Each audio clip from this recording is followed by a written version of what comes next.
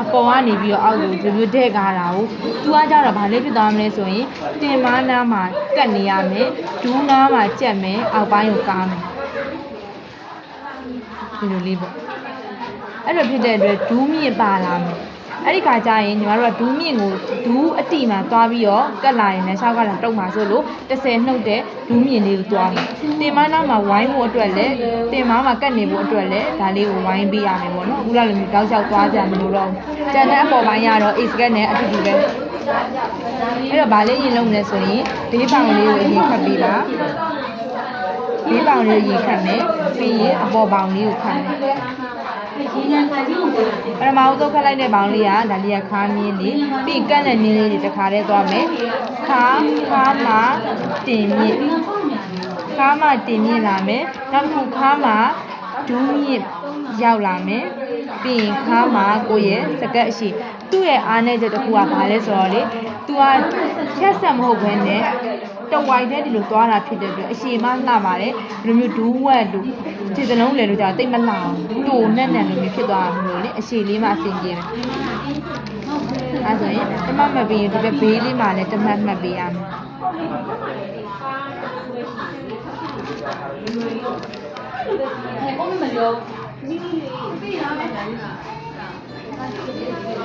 ဒါခါမြင့်ဒါလေးကတင်မြင့်မြင့်ဒါလေးကဒူးမြင့်ဒါအရှိဒါဆိုရင်တင်ပတ်လဲပေါ့နော်အဲ့လိုလေးတောင်းမယ်ပြီးရင်ဒါလေးကဒီပေါ်မှာမှတ်တာတော့အတူတူပဲခါပတ်လဲလေးမှတ်မယ်တင်ပတ်လဲမှာတင်ပတ်လဲလေးတင်မြင့်မှာတင်ပတ်လဲလေးမှတ်မယ်ပြီးရင်ဒါလေးကိုနှမ်းပြီးတော့ဝိုက်မယ်အောက်ထီကိုတောက်လျှောက်ဆွဲချမယ်ဒါနဲ့ကအတူတူပဲတောက်လျှောက်လေးဆွဲလိုက်ပြီဆိုရင်ပထမအတိုင်းပဲဒါလေးကိုတဝက်ဝက်မယ်တောက်လေးဆွဲဖို့အတွက်မြင်းလေးထားရှေ့ချမ်းတောက်ရှည်က17ပါနောက်ချမ်းတောက်ရှည်က15ပါဟိုကတော့တောက်ကတော့ 1.5 နောက်ချမ်းလေးဘယ်လောက်ရိုင်မလဲဆိုတော့1 cm ရိုင်ပါမယ်အဲ့ဒီ1လေးနဲ့ဒါလေးနဲ့ဒီလိုလာကြည့်မယ်ဒါလေးကိုလာကြည့်မယ်ပြီးရင်အရှိကို1 cm ဝိုက်မယ်ဒါကတော့အတူတူပဲဒါလေးကအတူတူပြီးဘာလေးတစ်ခုလာတယ်ဆိုဒူးမြင့်ပေါ့ဒူးမြင့်မှာဘာလေးမှတ်မလဲဆိုရင်အတွင်းကို3 cm ဝင်ပါမယ်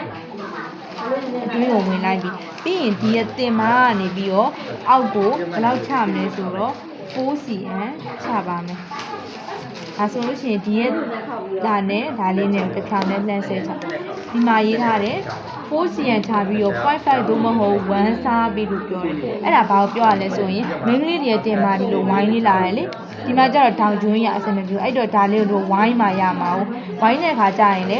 0.5 သို့မဟုတ်1ကြတော့ဒီရဲ့သူ့ရဲ့လက်ရှိတင်မြင်းမော်မူတည်တာပေါ့တင်မရှူးတဲ့သူဆိုလို့ရှိရင်တင်လေးရနဲ့ခါနဲ့တိတ်ကွာမှာမဟုတ်တေးသေးလေးအဲ့ဒါအောင်မတို့ဝိုင်းလိုက်တဲ့အချိန်မှာ 0.5 လေးသွားစားလို့မရဘူးသူ့ပြေယုံလေးဝိုင်းယုံလေးဝိုင်းရမှာဖြစ်တဲ့သူ့ရဲ့လက်ကြံကြီး 0.2 လောက်ပဲဖြစ်မယ်တင်ရှူးလို့ရှိရင်အဲ့လိုမဟုတ်ဘဲနဲ့တင်မကားတဲ့သူဆိုလို့ရှိရင်ညီမတို့စားတော့လိုက်တဲ့ဟာဒီ 0.7 နဲ့ဖြစ်နေ1နဲ့ဖြစ်နေပုံစံမဟုတ်ဘူးပေါ့နော်အဓိကဒီလိုတောင်ကျိုးနေရာလေးမှာဒါလေးနဲ့ကိုပေပွေးလေးဒီလိုခိုင်းပြီးတော့ဖြီလိုက်ရုံပဲဝိုင်းလေးပုံစံရရင်ရပြီအဲ့နိုင်မှာဖောင်းနေမှာဆိုလို့ပေါ့အဲ့ဒီလိုလေးရသွားပြီပြီးရင်ဒီအမှတ်ကနေပြီးတော့ဒါလေးကိုကားမယ်အေးစကတ်တုံးကအတိုင်းပဲ15 20အဲ့ဒီအတွင်းကားလို့ရတယ်ကားပြီးအဲ့ဒီအမှတ်နဲ့ဒီကဒူးလေးနဲ့ကိုလိုလေးလာကြည့်မယ်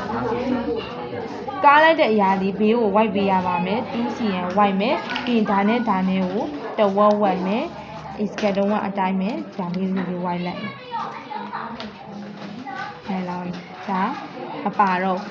ဒီညာကြီးကျတော့ဒေါင်ကျွန်းကြီးကိုဖြစ်လို့မရတာမို့လို့လက်ကလေးနဲ့ဒီလိုလေးဝိုက်ပြီးတော့ညှက်လိုက်ဒါဆိုသူကဝိုင်းလေးဖြစ်သွားပြီရှေ့လေးကခေါက်ကြောင်းနဲ့ဘေးစစ်ပဲတက်မယ်